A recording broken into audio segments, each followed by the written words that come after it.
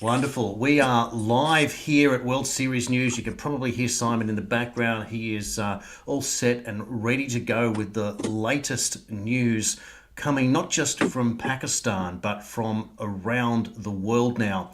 There is a lot going on. You've got obviously the US border surge in the background building up. There's a lot of information coming out there. We've also got big news about Donald Trump, his appeal. We're going to discuss his big event in New Hampshire.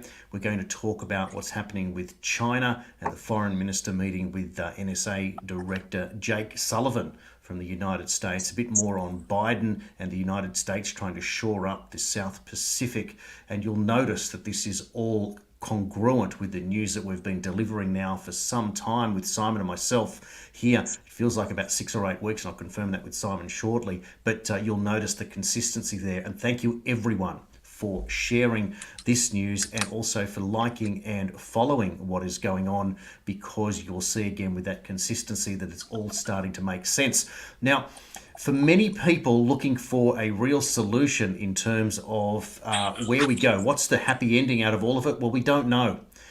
Because the battle is going on. But where there is life, there is hope. And I want you all to feel like that at least if you have the knowledge of what is going on, you can see the pieces coming together. What we'll see shortly is what they're doing to Imran Khan is exactly what they have been doing to Donald Trump. The charges they keep lining up and lining up. And that tells us that there is an opponent to the establishment juggernaut.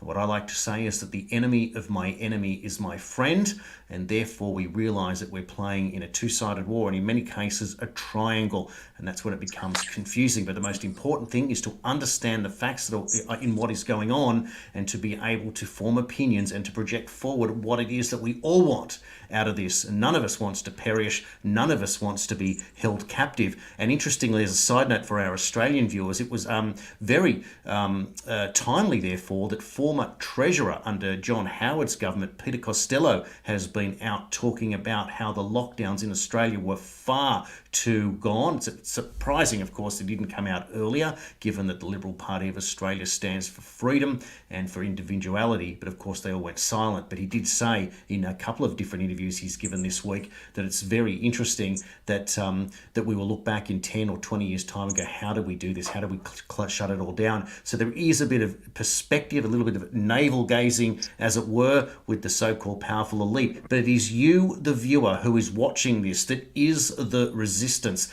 is the person that is looking to understand. And that is why we have been working very, very hard here over quite a few years now to bring truth to it all and fight the resistance and speak in languages that doesn't get us taken down. And of course, now we are connecting with people far and wide. And thank you for that. And we're going to bring in Simon right now after this big, long-winded introduction to help make sure that you all understand what's going on. If you can, please just put a share click on this and get it out. It makes a huge difference with the algorithm and helps us get seen. And this news you won't get anywhere else, certainly not in the detail that you're getting right here. Simon, welcome back to the show. Hi there, Jason. So I think we can all be glad that we're not Imran Khan today. Yes. But I have got a lot of details about what's happened to him, and I think even your average observer will find those very, very interesting. So let's crack off with that, shall we? I think that's a great idea, and I think it's really important too. And we try and point out where the mainstream media is cutting off their coverage. Now, what I'm trying to say here is that if you watch the mainstream, they're telling you that he's been released, but there's a lot more detail to what's happened with his unlawful arrest that sparked these huge protests and uprising in Pakistan, Simon. Yeah, so the long and short of that is he was not released. So he's not like wandering around or going to the beach or playing with his dog. He is back in the same police station that he was in the day before, but his status has gone basically from pre-trial custody, essentially as a prisoner. He's now in protective custody, and the court ruled that he had to be presented to the Islamabad High Court again on Friday. Now, just to recap, that was where the Rangers smashed their way in to one of the administrative buildings and and grabbed him on Wednesday, and now he managed to get an appearance very fast, frankly, before the Supreme Court, including the Chief Justice of the whole country. Today, they said that he had to be there by 4:30, but he wasn't. He got there about 5:30. And frankly, the judges were pretty darn friendly with him, which made the government lawyers absolutely steam and hiss. And they said, did he know what had been going on for the last 24 hours? And he said, I've literally been in a cell and I haven't had a chance to speak to anybody. And they took my phone, and he got brought there in a convoy of 15 vehicles. So they quickly filled him in on the complete chaos and anarchy that had been reigning throughout the country for about 24 hours. They asked him to make a statement to try and calm the situation down, which he agreed, and he did. He said people shouldn't attack the police, shouldn't attack the army, shouldn't destroy public or private property. It was quite short and succinct, but that was deemed acceptable. The judges said, how was it that this warrant for your arrest was issued on a public holiday? That looks really odd. And why weren't you arrested by the people who claimed they wanted to investigate you, but they sent the Rangers instead? And he basically said, look, I have no idea how this, came to pass. So even before he had arrived, whilst all the lawyers were there waiting for him to be transported to the Supreme Court and brought into room number 1, the main courtroom, they were discussing about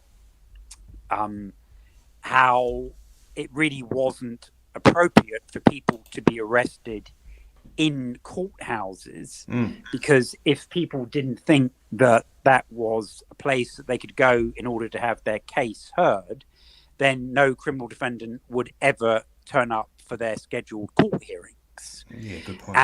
And the Supreme Court said that they were going to apply that both to the state court, the financial courts, and the Supreme Court, and that was not a place that people should be arrested.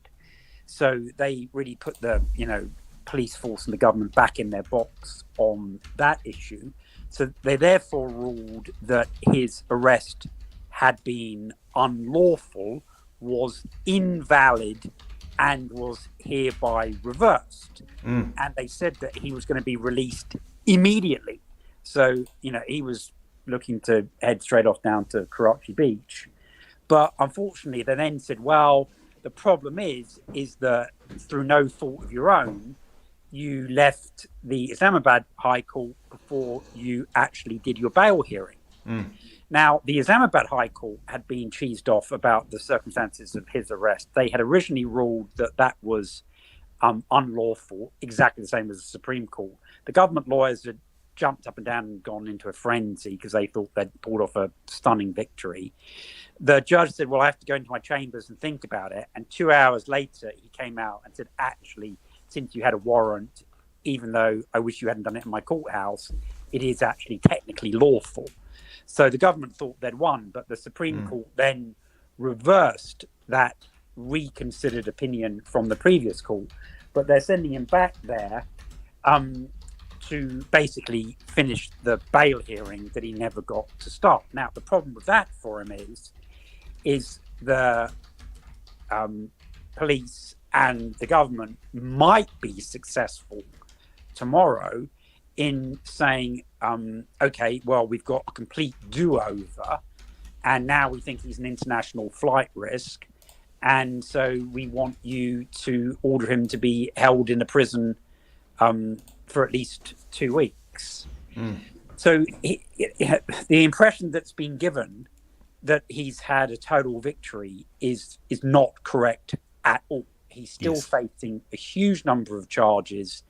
And even if he does get out on bail, then it's possible that the judge, as you saw during the lockdowns, and with people like Smith and Ozzy Cossack and other, Australian folk heroes like that, that they say no media appearances, you can't go on the internet, and you can't speak in public.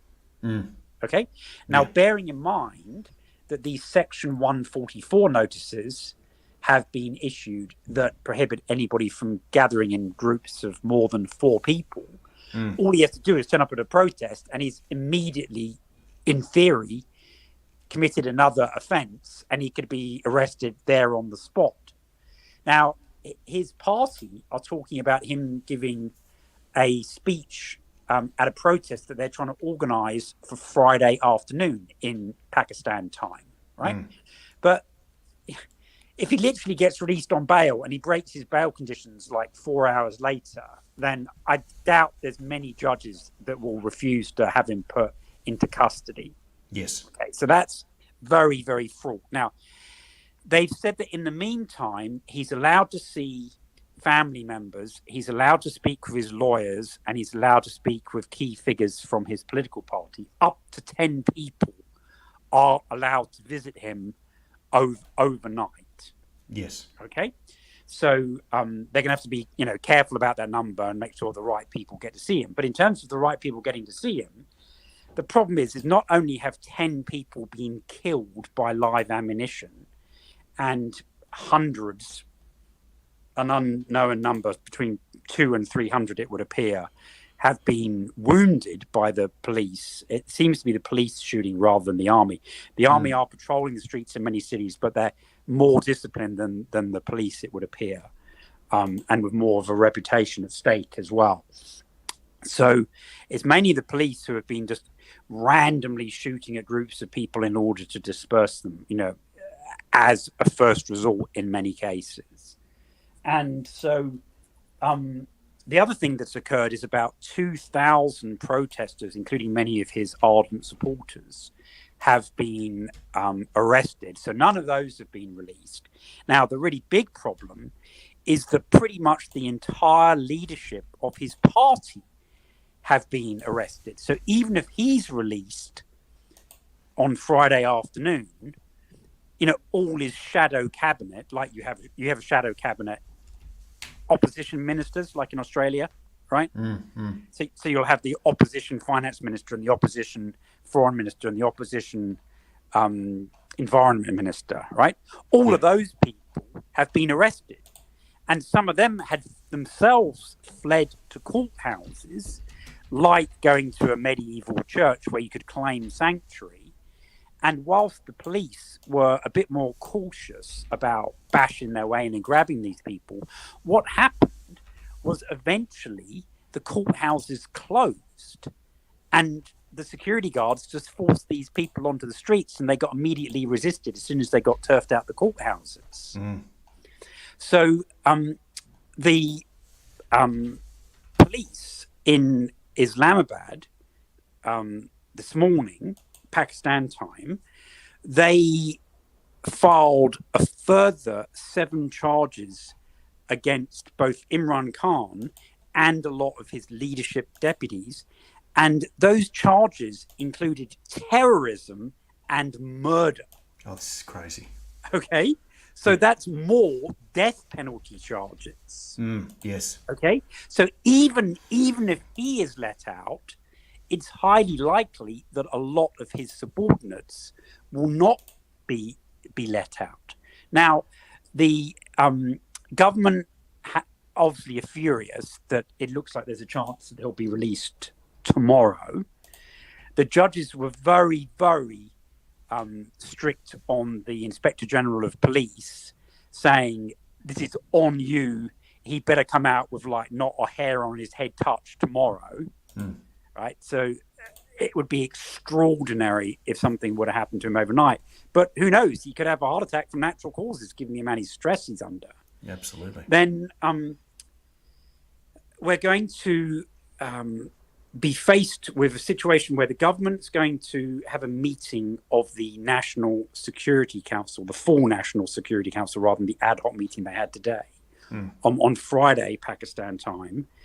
And then they're going to announce how they're going to respond. Now, the information minister, whose surname I can't remember, but her first name is Miriam, was asked, one, is the government going to try and have his entire political party nationwide declared to be a terrorist organization, like a lot of countries are now doing to both the Wagner Group and the Iranian Revolutionary Guards Council. So they basically want to say he's like Wagner or the Iranian Revolutionary Guards, so that people can't have meetings, they can't get donations, they can't organize demonstrations, and they can't file legal applications if they're a terrorist organization. So what was the saving mechanism for Imran Khan was his party lawyers were able to gather funds for his legal representation and put in applications on his behalf. And Fawad Chowdhury, his chubby deputy, was successful in doing that yesterday. But obviously, if he's suddenly declared to be a representative of a terrorist organization, he just can't go walking around the streets with legal documents trying to, hire lawyers, because he's going to get nabbed. Yep. So far, the government representatives have said that they don't intend to try and ban the entire party nationwide. So she was then asked, are you going to declare a nationwide state of emergency, just not these restrictions city by city, but are like a top to bottom, east to west state of martial law, basically? Yep. Yeah. And she said that that would be very negative for the economy, and that just because there's a few violent protesters, many of whom have now been arrested by the police, that the government don't feel that it's necessary to completely end democracy in Pakistan, albeit that it's not clearly functioning very well. So that's two bullets, which may be an unfortunate pun, dodged so far.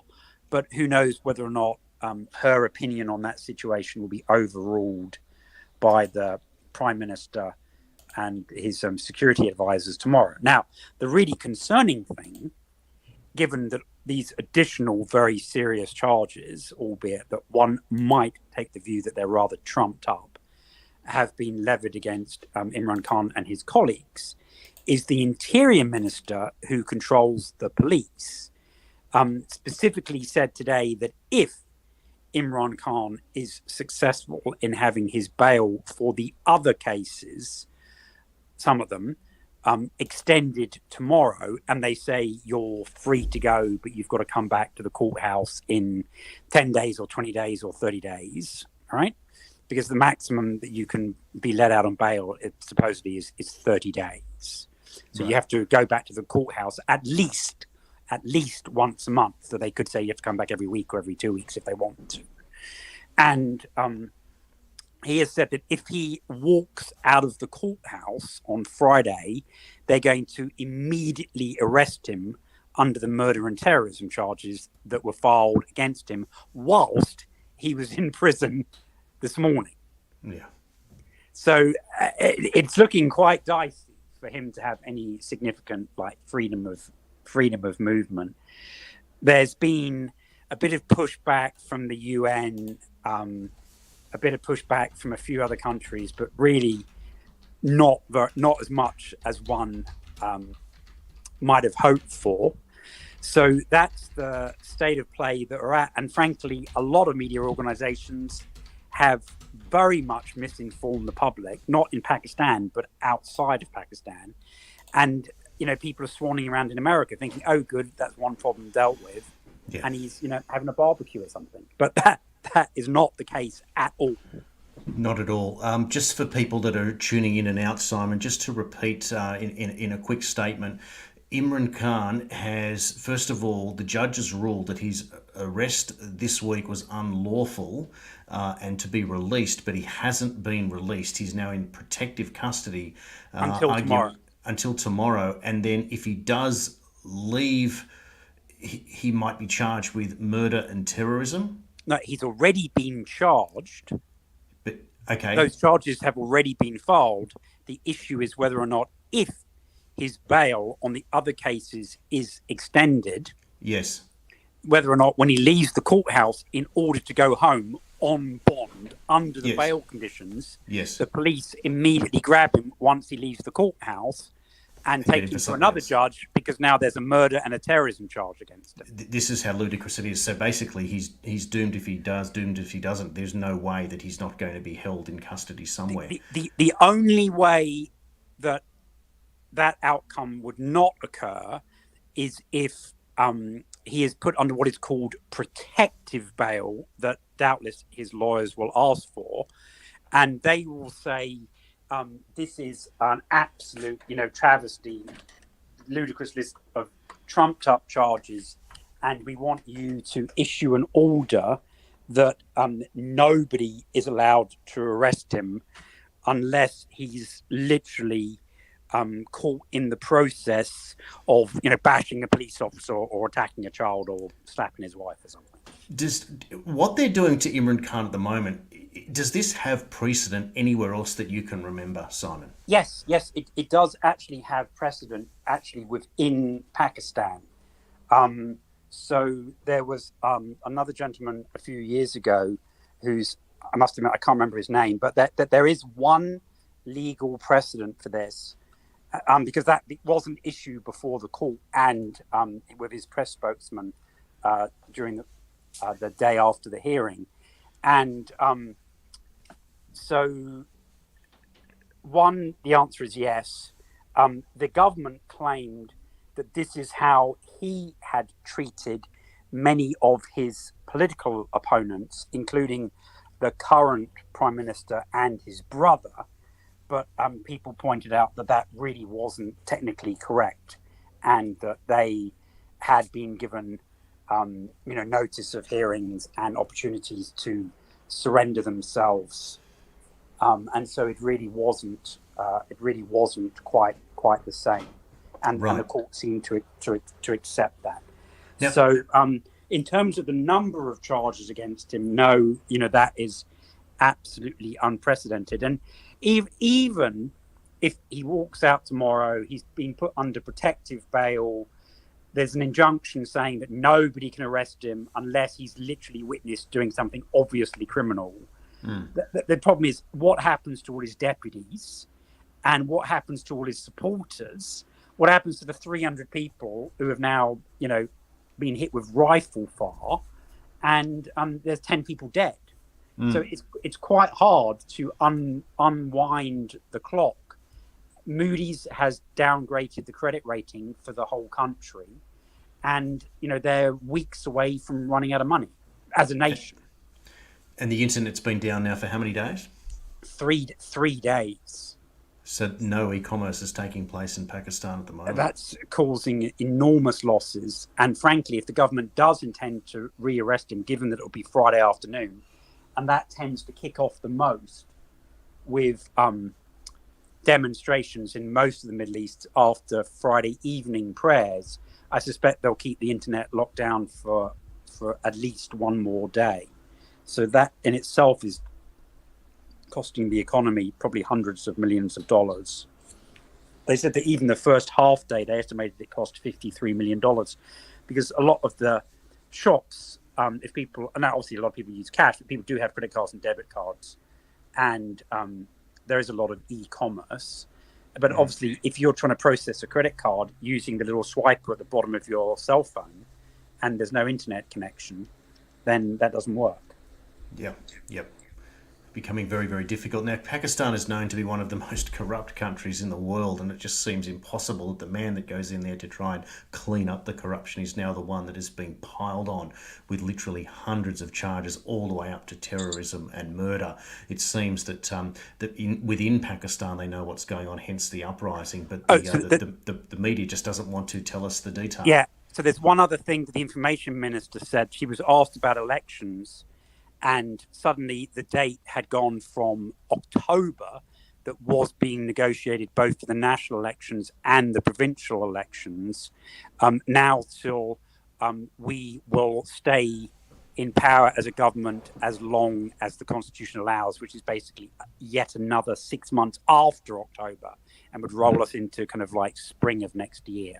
Okay. So basically, the negotiations that were quite advanced about holding multi-organisation elections in October, that appears to have gone out the window, which means that the economy will drag on, and this political friction will be unresolved for at least an additional 6 months, if that position is maintained. Okay. Now I want to move on to the story, the two stories really. The Trump appeal now after his court case this week, where he's been found liable in a civil case, and also in the developments there in his appearance in New Hampshire, Simon. Yeah. So with regard to his civil trial, he hasn't posted the details, but his lawyers have filed a notice of their intent to appeal. So that basically just keeps the door open. The schedule for that, frankly, isn't clear. I don't know how long it will take for him to get an appeal hearing. So I can't guide on that for the time being. He did that big show on the CNN town hall in New Hampshire. It was very much a tale of two halves. And it was very clear that the lady who was acting as the moderator was screamed at during the halftime break and told to be a lot more tough on him. And she literally came out swinging for the second half. He actually described her as a very nasty woman. Wow. Which unfortunately ties in with the way that many women think that he treats other women. So it became very combative, and she tried to tie him down on questions such as, do you support Ukraine in the war? Do you think Ukraine should be helped to win? And he refused to back Ukraine. And he said that, you've previously told me that you think Putin's a criminal. So if he's a criminal, it should be pretty easy to pay him off. And what Mr. Trump, speaking for himself, would try to do was get a peace deal as quickly as possible. And his goal was not necessarily for one side or the other to be victorious, but for peace to reign and for people to stop dying on either side, which was a very decent and very Kennedy-esque answer.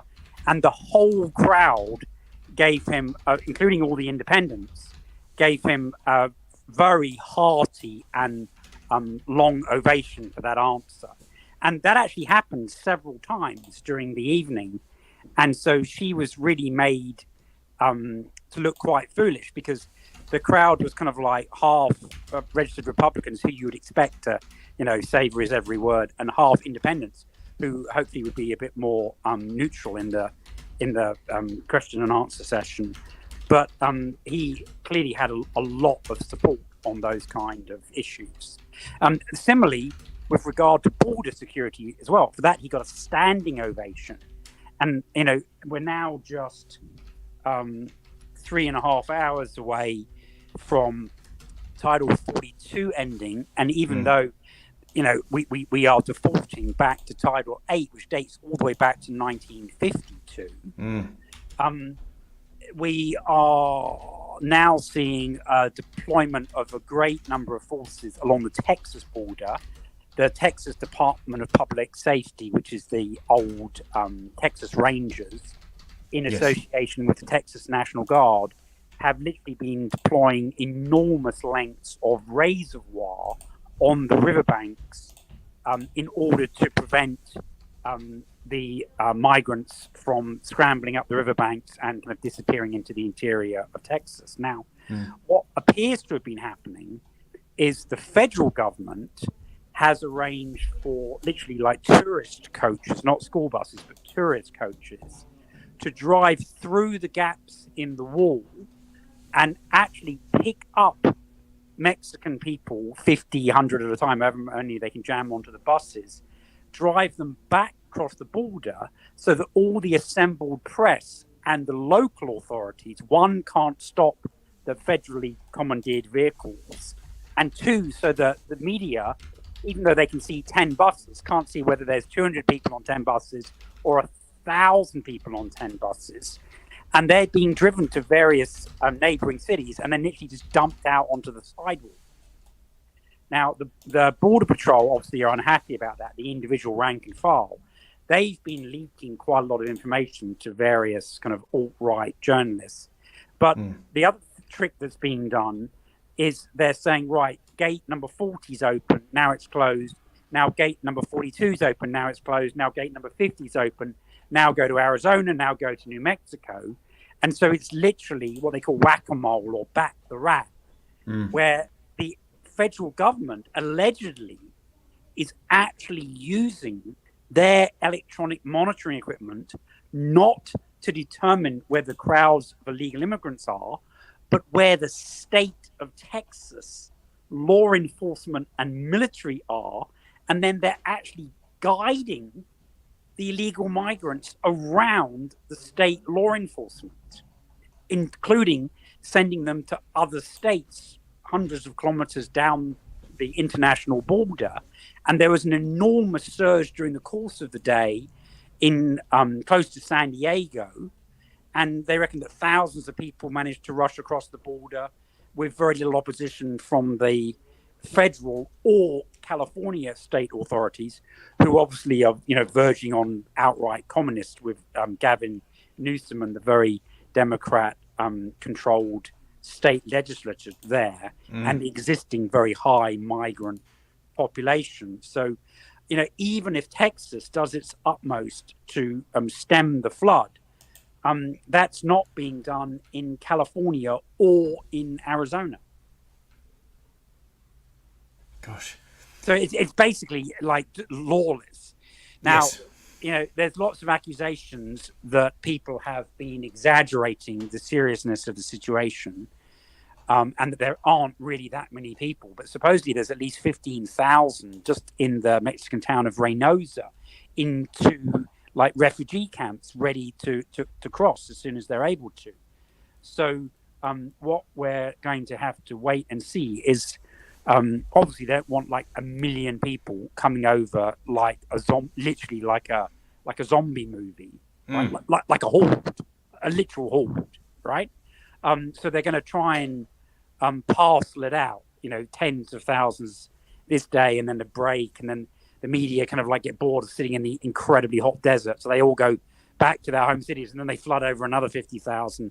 Then the media turn up, and then they send them to Arizona instead. So, but what's incredible though is it's the federal government orchestrating this. It's not the smugglers. Yes. It's the feds. Now, New York, for example, have suspended. They passed a law that anybody, no matter who they are, has the right to temporary shelter in both New York City and New York State. And there's similar provisions in California and Illinois and Michigan and New Jersey and other places like that, to varying extents.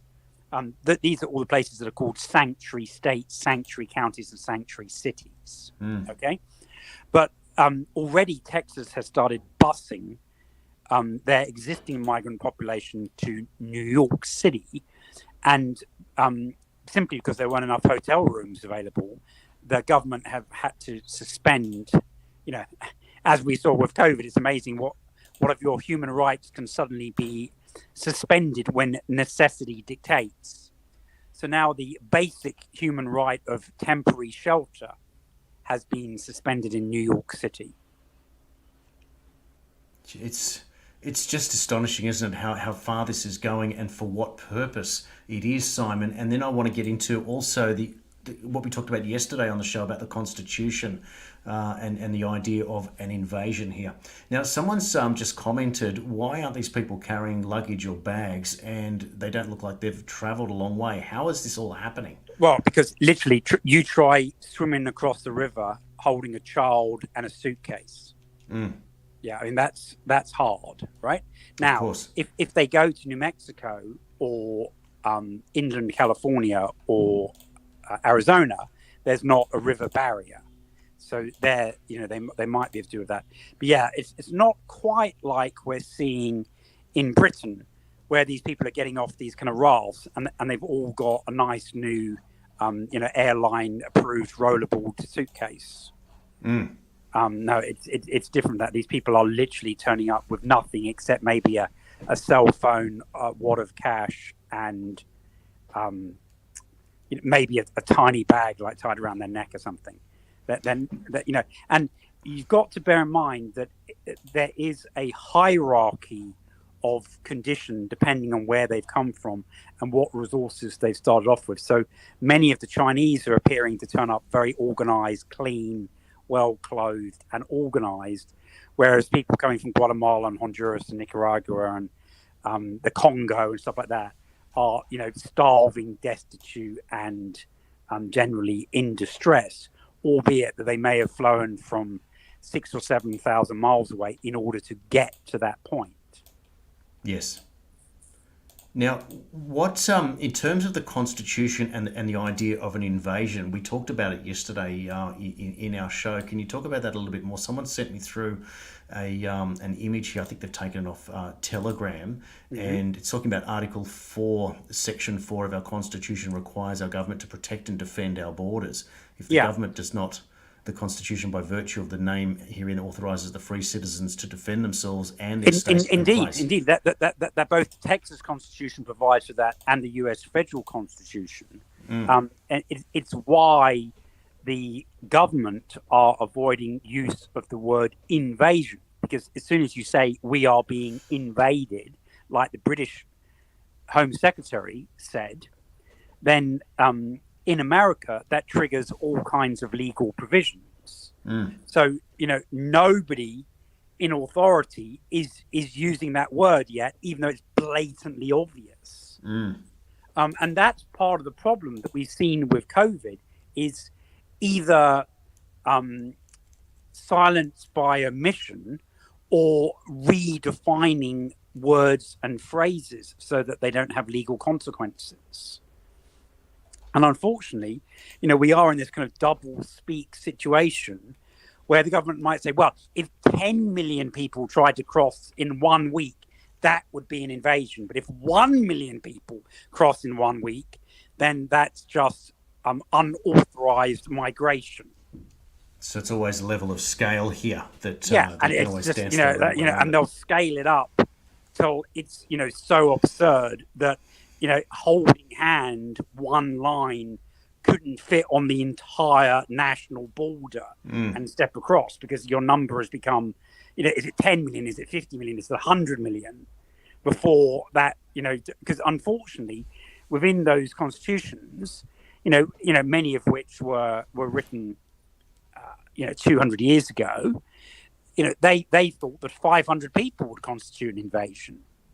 500 people would be an army battalion.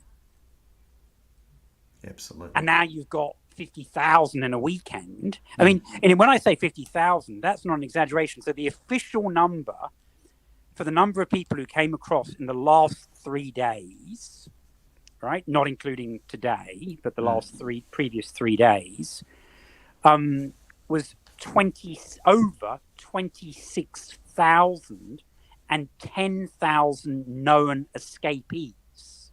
So that's 36,000 people in 3 days. Yeah, it's massive. Yeah. Okay. So if you're 200 years ago talking about 500 and now you've got 36,000 in 3 days, and that doesn't include the unknown getaways. And there's estimates of that is anything from 100% to 900% of the known number. So we could say, okay, it's not 36,000, it's 70,000 or 300,000. There's literally, it's a guess because it's unknown. Yes. Right? Now, yes. Can you just explain that again, please, Simon, for those that are interested to understand how this is classified? So there's people. There's 3 categories. There's 3 categories. So there's people who have what are called encounters with the Border Patrol, Immigration Service, or law enforcement, which basically are people who are grabbed or surrender themselves, and they get fingerprinted and given some paperwork to report to a court in X number of months, right? And I've got to mention that point because that's changed. And then there's other people that when they stop a van or they stop a group of people and there's 5 law enforcement people and they grab 5 each but the rest run away because they've only got so many handcuffs. Yes. Right? And they're not authorized to shoot at women and children running away. Yes. Okay, which obviously would be like a public relations disaster if they suddenly start exterminating people, and that would cause all the Central and South American countries to like totally stop cooperating. They wouldn't accept any refugees being returned. Okay, so they can't just slaughter people, as many people suggest online. The second you do that, then you might have the Mexican army go like right up to the border, like 1 inch from the line, just to protect their people. Okay, and then you end up with soldiers shooting at each other. So that's the problem that they have. It's very much like V for Vendetta, when they're approaching Westminster Bridge, and the British general is ordered to tell his troops to fire upon the unarmed civilian population, and he just refuses because he knows that his officers won't follow his unlawful order being promulgated by the dictator. And so that's the kind of problem that you face when it's dealing with literally women and children. And it's not like Britain. It's not 100% male. You watch the films, and there's a lot of men, right, who are trying to get in to then apply for family reunification to bring over their wives and children. But there are lots of whole families as well, particularly the Chinese seem to be coming across in the whole family units. Now, there are women Chinese officers and male Chinese officers. How you determine what's a woman and what's a man, I couldn't possibly say. But, one has long hair and one has short hair, for example, right?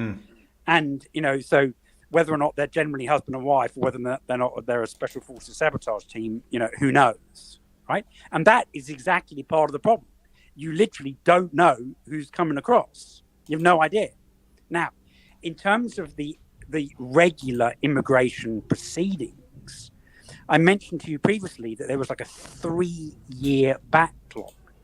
Now, it's been reported by Owen Schroyer and some other journalists on the ground on the border in New Mexico and Texas today, where he was right on what they call the tri-point, where the north-south New Mexico-Texas border exists and the east-west America-Mexico border exists. It's called the tri-point, right?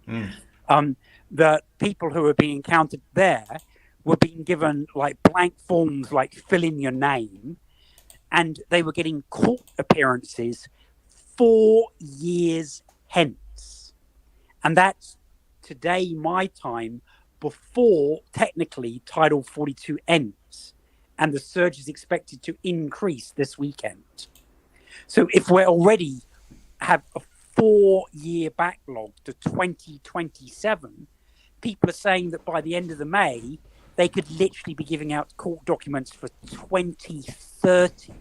Yeah. So that would actually enable people to stay in the country for 7 years just because they're waiting for a court date. Yeah, incredible. It's just it's an invasion by every other definition that you any other standard anywhere else in the world. Yeah, I mean, if unknown people can come into your country and stay unrestrained for 7 years, yes, right? Yeah. I mean, that's longer than World War II. Well, exactly, and it's just extraordinary that if you go through legal channels and you can get a 3-month tourist visa, and that's the maximum that you can get, and this other system that runs, it just makes a mockery of everything at this stage. But interesting, no. It's all about the open borders. Jason, I'm going to need to wrap up, unfortunately. So, was there anything else that was outstanding? Yes. What we need to quickly cover is I just want to get the Jake Sullivan meeting details out of China. What was going on there? So there's two important pieces of really on the international news. One is a bill has been put in America. We have the Caesar Act, which puts sanctions on the Syrian government. Okay. Now, a representative by the name of Representative Wilson is hopping mad about the Arab League allowing Syria back in. And he's proposed a bill that supposedly has a very strong chance of success to hugely tighten up sanctions on any country providing aid to Syria, on any airline or airport allowing their two main airlines, which is Syrian Airlines and Cham Airways, to land at their airports, and for any individual making a contribution of more than $50,000. Now, Saudi Arabia has announced that they're going to give Syria $4 billion, like in a few weeks. So if this law passes, which it stands a good chance of doing, we are literally at the verge of America's government and State Department having discretion removed from them and then being legally forced to impose sanction on individuals, businesses, and the government of Saudi Arabia. Okay? Plus Iranian organizations, plus Chinese organizations, plus Russians, plus Belarusians, plus Egyptians, plus Algerians. They could suddenly be trying to shut down the central banks of 15, 20 Arab countries, saying they're not allowed to do any transactions in dollars, like they threatened to do to Iraq if they did overt business with the Iranians. Can you imagine what's going to happen if the American government suddenly imposed sanctions on the government of the entire Gulf Cooperation Council and the Arab League and other members of both the Shanghai Cooperation Organization and the Organization of Islamic Countries? It's literally declaring war on 30 or 40 countries at once. It is like absolutely, completely insane. But unfortunately, this is not the first time we've seen the US Congress go really gung-ho and try and legislate acts of war without actually firing a bullet, because sanctions and shipping blockades and economic trade disruption historically in the 19th and 20th centuries have always been regarded as acts of war. Yes. Does America suddenly think that they're in a position where they can declare war in another means against 30 or 40 other countries? And what do they think France and Germany and Spain and Belgium and all these other countries are suddenly going to do? Do you think they're suddenly going to say, oh, we're not going to buy any oil from Saudi Arabia. We're not going to buy any gas from Qatar. We're not going to buy any liquefied natural gas or piped natural gas from Algeria or Libya or Tunisia or Morocco. We're going to go to the dark ages and live by candlelight until we run out of candles. Because that is what they're asking Europe to do. Because this act is going to say not only are American companies banned from dealing with these people, but these people essentially become persona non grata, and nobody is allowed to deal with them without consequences. How the hell are they going to stop Spain from getting their natural gas from Algeria? How are they going to stop Italy from getting their natural gas from Tunisia and Libya, bearing in mind that they've already followed the Russian lead to stop buying that stuff from both Iran and from Russia? I mean, they literally want to bankrupt, starve, and cast into darkness the entire of the European Union. And that's the kind of thing that will break up NATO. As it is, it's kind of like straining at the seams with maintaining unity against Russia with regards to Ukraine. But if they suddenly say, yeah, sorry about that, but you can't have any electricity from now on.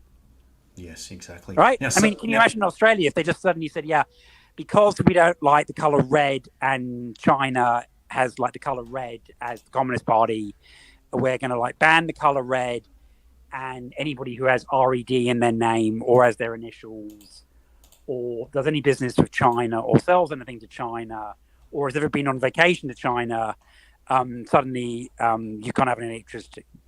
I mean, you know, when I say that, it sounds absurd, but that's the point that we're at. If this law passes, and I'm telling you, it could pass like next week. Wow. It'll roll through the Senate, And then Biden's going to sit there with his quivering hand, being told in his earpiece whether or not he has to sign it. And people have to remember that America is essentially energy independent. That, Trump had them at the point where they were exporting power.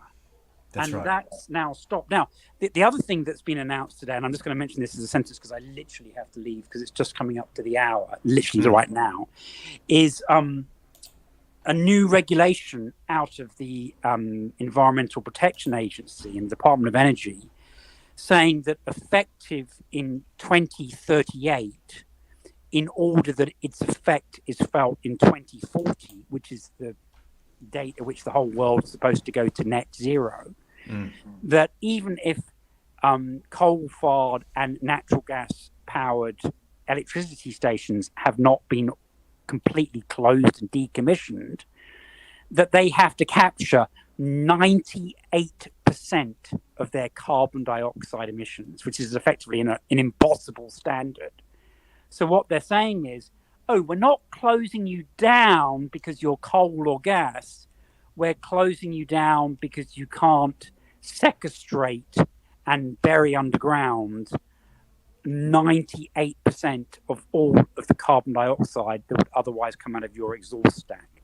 And because of Trump, and because of Ukraine, and because of Pakistan, and because of the border, nobody is paying any attention to that. But that is life-altering for the American public. And I guarantee you that is going to be copied by Australia. Yes, of course it will. Australia, the 51st state of the United States, unofficially, of course. And before you go, we will just quickly mention that the Chinese foreign minister has now booked a trip to Australia in July. And that will it's more than that. You've got your trade minister is in China now, today, for 3 days. And then the reciprocal visit is going to come back in July. Yes. So there is steps underfoot. And at the same time, the other thing that I don't think we mentioned, just very quickly, is that the National Security Advisor of America, who went to Saudi Arabia to meet with the Indians and the UAE about that railway line and new port, much to everyone's surprise, including myself, I have to admit, he has met under the aegis of the OSCE in Vienna with the Chinese foreign minister. And that was a bit of a sleight of hand because they said that the Chinese foreign minister was going to go to Germany and France and somewhere else in Europe. But instead, he diverted to Vienna and has had 2 days of secret talks with the Americans, which was not on his official itinerary. And supposedly, even though those meetings were somewhat robust, they've decided that line of communication will continue in the future. So in some regards, that's good news. But it's interesting to see that once again, that was done secretly. Indeed. Simon, I know you've got to go. We didn't get to the Turkish elections, and we may be able to update if that is happening this Sunday. We'll cover that because that's going to happen on Sunday. There's going to be 2 rounds. And the important thing to note there is that there's 1 round for the parliamentary elections and 2 rounds for the presidential elections. So even if the opposition presidential candidate wins, it's theoretically possible that he could end up with the ruling party staying in charge of the parliament that would make his intended reforms almost impossible to implement. So there's one possible good scenario where he wins both elections, both for the MPs and for the presidential election. And then there's 2 bad scenarios where they either lose one of the elections or they lose both of the elections. So numerically, he's got a very steep hill to climb. Wow. Well, we will watch this. This is all happening this Sunday. Simon, it's been terrific to have you on the show. And we're actually getting a few comments coming through. We've posted them on the screen. And we've also been asked if we're going to take calls in. Well, it's funny you should say that. We've actually got a device here, a panel set up, and we're working on that. I was working on that yesterday, but it's just not quite there yet to be able to take calls in. To be honest, if we announce in advance what we're going to discuss, then if people send in complex questions, sometimes it's very hard to do that like instantaneously. Yeah, sure. So if we reach the point where we have regular followers and we have a regular schedule, then we might be able to do like Scott Ritter does, where he says, please send in your question 12 hours in advance or something. And then I can give people really detailed answers. But if people are happy with, spontaneous comments, then I'm happy to entertain calls as well. Okay. Well, yeah, fantastic. And you can find Simon on Twitter at Simon from Flory 2. That's Simon from Flory 2. You may have seen it pop up periodically. I'll put up one more time here for Simon on the bottom of the screen there if you want to follow his news feed and even propose some questions there. Thanks, Simon. And thank you to all our viewers that have been tuning in and helping us out. You'll notice the consistent time slot now at 10 a.m. Australian time. That's 8 p.m. Eastern in the United States. And wherever you are, you'll find that we are trying to keep that consistent for you there on a regular, almost daily basis at the moment. Simon's gone.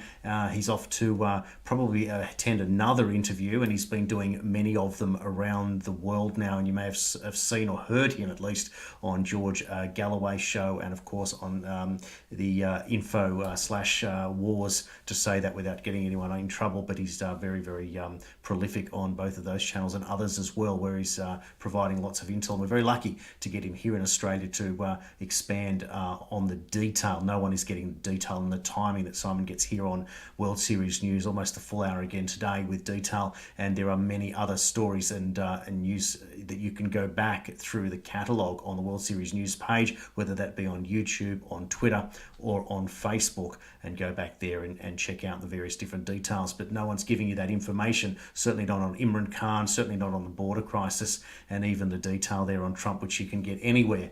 But it's interesting that you can see now the comparisons between Trump and Imran, who are being taken down, or at least attempted to, by the establishment. And we all know that Pakistan has one of the worst reputations in the world for corruption, and it would be Imran Khan who has come out to fight them. And even Cat Stevens, Yusuf Islam, I'll bring that graphic up one more time for you, has come out directly and commented here, where Yusuf says, Pakistan has for years been allowing corruption to flourish in the shadows. Imran Khan has risen to speak out against it, and we are forced to watch the charade continue as he is locked up. Set him free. Well, they tried to set him free, but of course that was also a charade, and he's not free at all. So we'll continue to bring you the latest details here on World Series News. Thanks everyone for your continued support. I really appreciate it. If you want to follow me on Twitter, there it is at JasonQCitizen1. That's also quite handy if you can help us out there to join and follow on for the latest details that you'll find. It's always a big deal to be able to expand our network. And also, just a quick one here, you'll find that my profession is actually as a counsellor, higher purpose counselling. You might want to follow that page on Facebook as well. And it's an international service. If you need counselling, just reach out there, or know someone who might want some more details.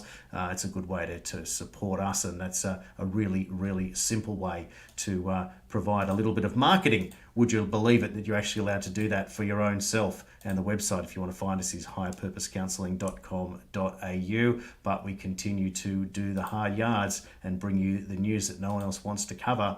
Goodness me, what a time it is to be alive, as I used to say on the radio, and will continue to say here on World Series News. Thank you everyone for your support once again, and I look forward to bringing you more news as it happens on World Series News. That's us, and I'll see you all on the next show. Chin up, we're going to change the world, that's for sure.